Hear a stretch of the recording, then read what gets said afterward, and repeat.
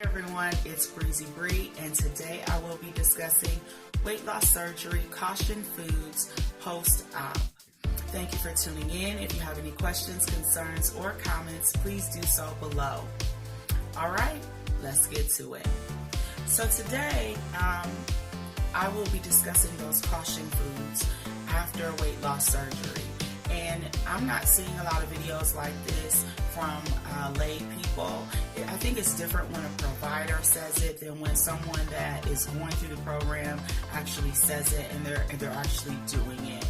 It makes a little bit more of an effect, or it gives more impact to you making your own decision as to whether weight loss surgery is even right for you or not. I'm not really sure why no one is posting videos like this. I mean, they talk about their own personal experience, which is great. However, they're not really telling you, what you need to know to make an informed decision until you get into your program of choice. So with this being said, I went over a list of all the things that I have to avoid in my previous video post-op. And I did include those items in the description box, so you can cut, copy, and paste those. Watch that video. It briefly outlines why. Also now, I've got a yellow list. So it came green, yellow, and red, like a traffic light.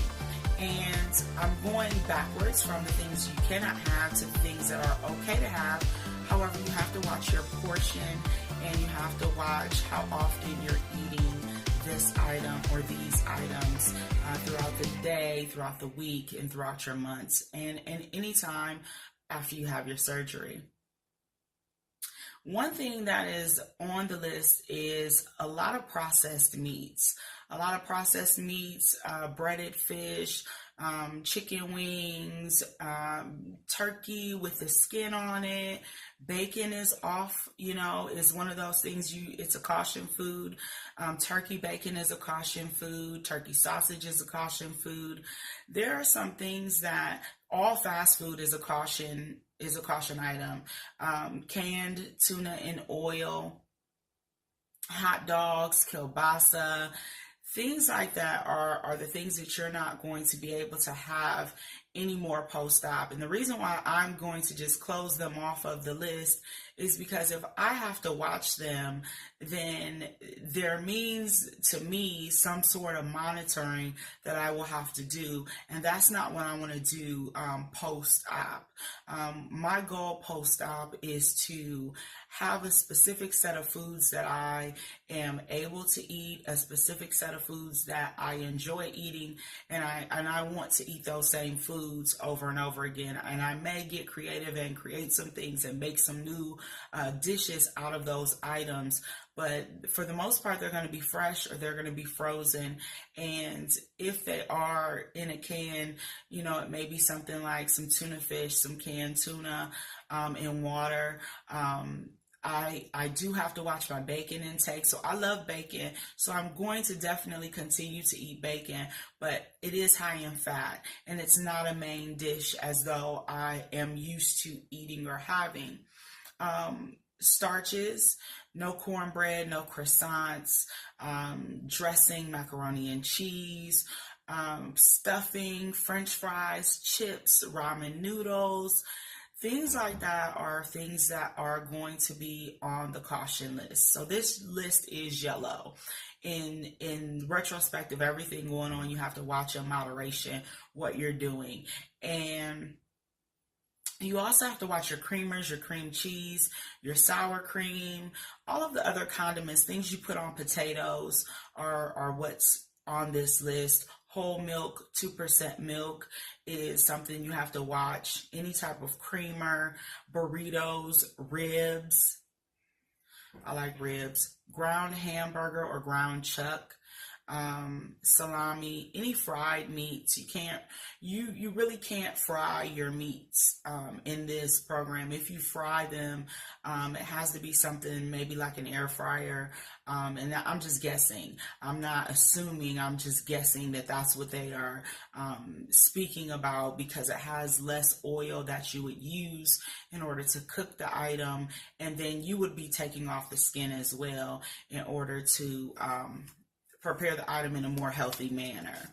So a little bit about me, and that generally covers the list. A little bit about me is, I am 37 years old. I am seeking weight loss surgery. I'm waiting on approval right now. I have completed all of the required steps in the program of my participating hospital out here in the Cleveland area. And I've had a very supportive team. I've really enjoyed meeting with them. They seem very knowledgeable. They're really willing to help me work through it. A lot of things that they have talked to me about have been things that have been included in previous diets, but they've never been laid out in a format that has been acceptable for me. Meaning I either didn't understand it then, or I thought I could get around it in some sort of way. And so now I feel like I can't get around what you're asking me to do. I have to do it in order to be successful. And I think that going and doing these videos is helping other people, and it also helps myself in a therapeutic manner process, the things that I am going through and what I'm doing. So I want you to make an informed decision, and I want you to know as much as you can, and not about what everyone else is talking about, but what are they not saying and what are they not telling you, because those things are deal breakers, and those things are important as to whether you have a lifelong success or you are miserable and you regret it after you actually receive the surgery. So I've been in the program since October, the end of October 26th of 2018 to be exact. It is now March. I'm in month 4. I am awaiting approval from my medical insurance provider. I followed all the steps. I have done really well. I've made some significant changes in how I perceive food, and then how I also am relating to it in my day-to-day, and how I'm starting to wind down with the items that I'm bringing into the house. I do have a family, so I'm watching, what I'm bringing in, and I'm making sure that those items are acceptable for me to look at every day. And then even when I won't be able to have solid foods or, things like that for a while, what does that look like for me in the household? So I'm kind of clearing out all the things that I said in the last video into now. I've gotten some questions, and some of those questions relate to, how did you, or how are you changing your diet? And I expressed it in the last video, which I encourage you to watch. And it talked about those things that I turn into challenges. And I think that in today's society, we're so competitive. We have all these different apps that keep track of our progress.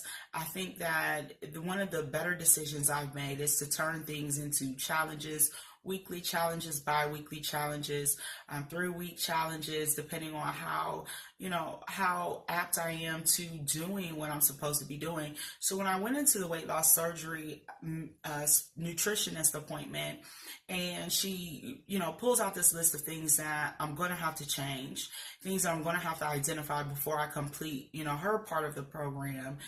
She asked me what I wanted to work on. And I was always taught to work on the hardest thing first, then do the easier items last. And so that's what I did. The very first thing I focused on was sugary items and sugar itself. And that is the hardest thing for me, because I love baked goods. I love anything anything baked. Any type of pastry, any type of cookie, any type of cake, pie, all that. I love it. And I grew up on it. My grandmother was a chef, and she made masterpieces in the kitchen, and I knew good food, and I knew what good food tasted like. And so it was a part of our family's culture, to do that every weekend, for me to wake up early in the morning at 4 o'clock with her and help her bake. And it was awesome.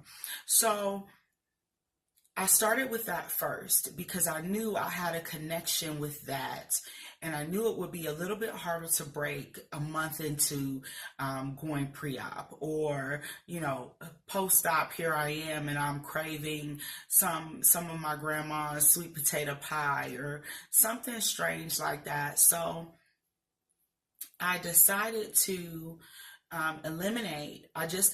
what I did was I ended up eliminating all baked goods first. And I then decided to work on the sugar. I said to myself consciously and logically, I said, self, you've had enough. You've had enough cake. You've had enough sweets. You've had enough ice cream. You've had enough to last you a lifetime. And you already know what it's like. So you don't need to go back and dwell in that emotional space there. You can let this go. So that's what I did. I let it go. I stopped purchasing items like that just to, be in the house, or to, have around for me if I got bored or if I was in need of comfort. And then I started to work on the sugar. The sugar has been more difficult than not, because of the sugar substitutes.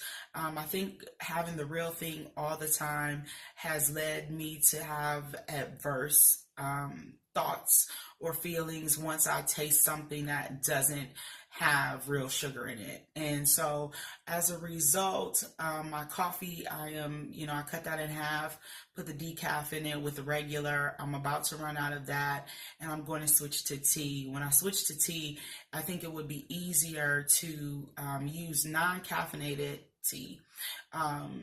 I would actually be using a substitute, and it's called Zing, Zing, and it's organic. And to me, it tastes similar to your, Sweet and Low or NutraTreat or Splenda, and it tastes pretty good. It has a little bit of an aftertaste, but I think most of them do, and I've been using that. So I'll be, switching over to that as well.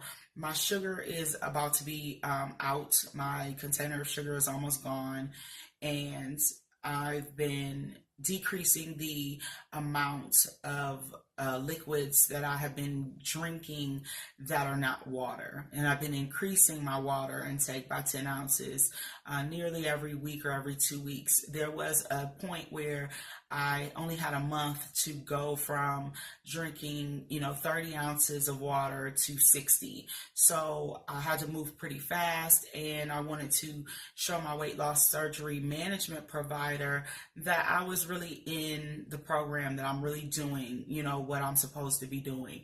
And I think that is really important when you're in the program, is to let your provider know, I'm serious about this. I'm serious about my health. And for me personally, I did not want to become diabetic, and I didn't want to deal with or do the daily task of checking my sugar, pricking myself. To me, it just seems like it seems too tedious for me in my life and the life that I live and how busy I am. I just seem like I'm the type of person that'll forget. So, and also I don't want to be in pain to do that every day. And people say it doesn't hurt, but I don't want to see and try to find out. So a part of me has, basically said, I'll do this in order to reverse those effects. And with weight loss surgery, you can reverse the effects of sometimes diabetes, of pre-diabetes, and of other weight managed issues that you might have as a result of your weight. High blood pressure can be reduced and eliminated. So that's what I'm looking forward to. I hope you found this video helpful. I hope you found a little bit more insight of what you needed, and I'll post the list of things below. Thanks. Have a great day. Bye.